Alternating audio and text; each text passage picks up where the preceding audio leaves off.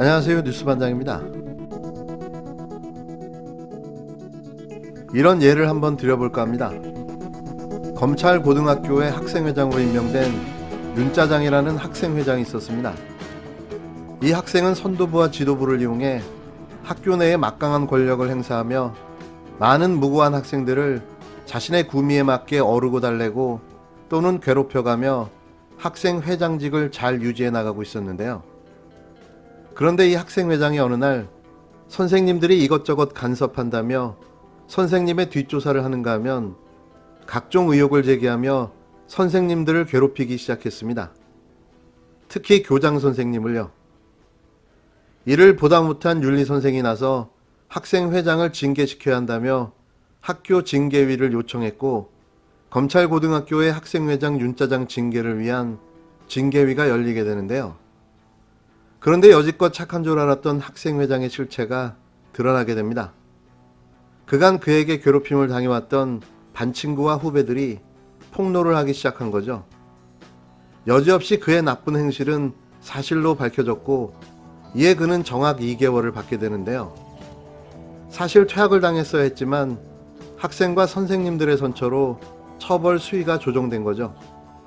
그런데 학생회장과 친하게 지내던 반 친구들과 일부 후배들이 갑자기 들고 일어나 학생회장의 징계가 부당하다며 학교 징계위원회의 다른 피해 학생들의 진술서를 공개하라고 소리를 내기 시작합니다.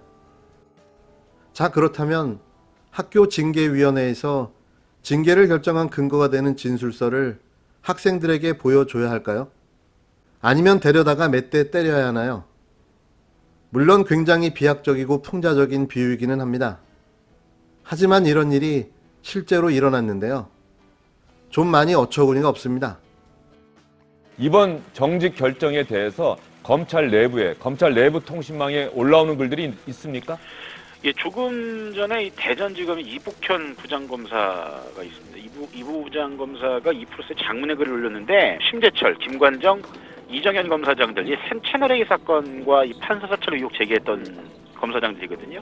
이분들이 제출했다는 의견서 공개해라. 사실과 다른 얘기들이 많다고 언론에서 전해지고 있는데 어차피 법정 갈 건데 뭐가 진실인지 아닌지 한번 따져보자 이런 도발적인 글을 올렸습니다.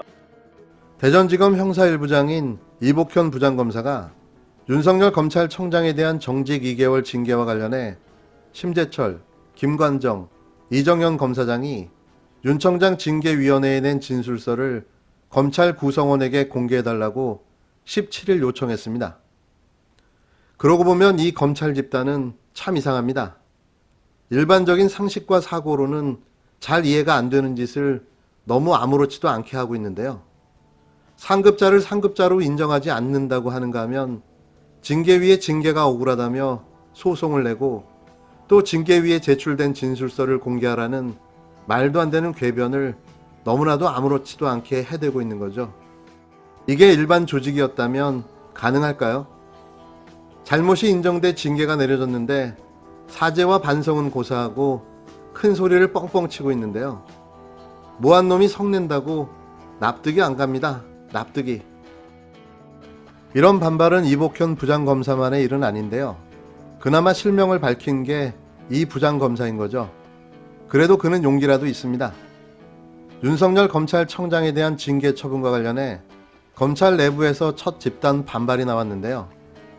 이성윤 검사장이 이끄는 서울중앙지검에 근무하는 부부장 검사들은 징계 절차 전반에 중대한 절차적 흠결이 존재한다고 지적했습니다.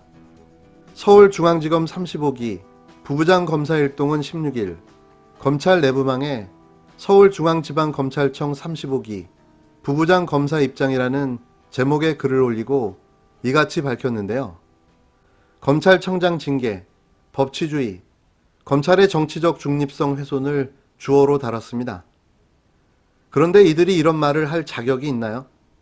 선택적 정의, 선택적 법치, 선택적 중립만을 해오던 자들이 느닷없이 공정과 정의를 이야기하기 시작한 거죠. 이들 검사는 저희들은 지난 11월 24일 법무부 장관의 검찰청장에 대한 징계 청구 및 직무집행 정지 발표 당시 충분한 사실관계 확인 없이 이루어져 절차적 정의에 반하고 검찰개혁 정신에도 역행한다는 의견을 표명한 바 있다고 운을 뗐습니다. 이어 이후 이뤄진 일련의 과정을 보면 그 징계 사유가 부당한 것은 물론 징계위원회 구성부터 의결에 이르기까지 징계 절차 전반에 중대한 절차적 흠결이 존재한다고 말했는데요. 그러면서 법무부 스스로 약속한 충분한 절차적 권리와 방어권이 보장되지 않았다며 결국 대통령께서 강조하신 절차적 공정은 형해화됐다고 지적했습니다. 이들은 징계 처분이 철회되어야 한다고 강조했는데요. 이들 검사는 이러한 징계는 검찰청장 임기제를 통해 달성하고자 하는 검찰의 정치적 중립성과 독립성, 법치주의를 심각하게 훼손한 것이므로 바로 잡아야 한다고 주장했습니다. 왜들 이러는 걸까요? 왜 그때그때 기준이 달라지는 거죠? 지금 이들은 눈을 가리고 앞만 보고 뛰어가는 말과 같아 보입니다. 말 같은 소리를 해야죠. 임명권자인 대통령이 징계를 제거한 만큼 윤 총장은 공직자답게 그 결과를 겸허히 받아들이고 자숙과 성찰의 모습을 보여야 할 것입니다. 아울러 검찰개혁의 소임을 충실히 이행해오고 공수처 출범과 검찰개혁에 큰 성과를 남긴 추미애 장관의 결단에 다시 한번 깊은 존경의 마음을 표합니다. 법무부와 검찰의 새 출발을 기대하는 국민의 여망과 대통령의 결정에 대해 검찰은 화답하기를 바랍니다. 윤석열 검찰총장 징계위원 5분 축하드립니다. 추미애 장관도 축하드립니다. 망나니 역할을 아주 충실하게 잘 수행하셨습니다. 문재인 대통령님도 축하드립니다. 거룩하게 손에 피 묻히지 않고 우리 윤석열 검찰총장을 잘 제압했습니다. 윤석열 총장에게 부탁하겠습니다. 단순히 권력의 피해자에 지나지 않는 것이 아니라 대한민국의 헌법과 법치를 수호해야 될 최전사가 되어야만 합니다. 끝으로 국힘당 홍석준 의원이 공직선거법 위반 혐의로 1심에서 당선 무효형을 선고받았습니다. 지난 4월 치러진 제21대 국회의원 선거 이후 현직 국회의원으로 첫 당선 무효형 선고 사례인데요. 대구지방법원 서부지원 형사 1부 재판장 김정일은 17일 홍 의원에게 700만 원의 벌금형을 선고했습니다. 재판부는 피고인의 행위가 계획적 조직적으로 다수의 국민들을 대상으로 이루어져 선거의 공정성을 해칠 위협이 있고 죄질이 가볍지 않다며 피고인은 후보자로서 공정성을 위반했고 비난의 가능성이 높다며 이렇게 판결했습니다. 선출직 공직자는 고의 선거법이나 정치자금법을 위반해 100만 원 이상의 벌금형이 확정되면 의원직을 잃게 되는데요. 이 당은 도대체 의원 수가 몇 명으로 줄어들까요? 아직 패스트트랙 재판 중인 현직 국회의원만 6명, 그리고 선거법 위반으로 재판 중인 의원이 2명, 오늘 선고를 받은 홍 의원까지 하면 총 9명인데요. 현재 104석의 의석수에서 9석을 빼면 95석이 나오게 됩니다. 물론 최종 재판에서 유죄가 확정된다면 말이죠. 그렇다면 개헌 저지선도 무너지게 되는데요.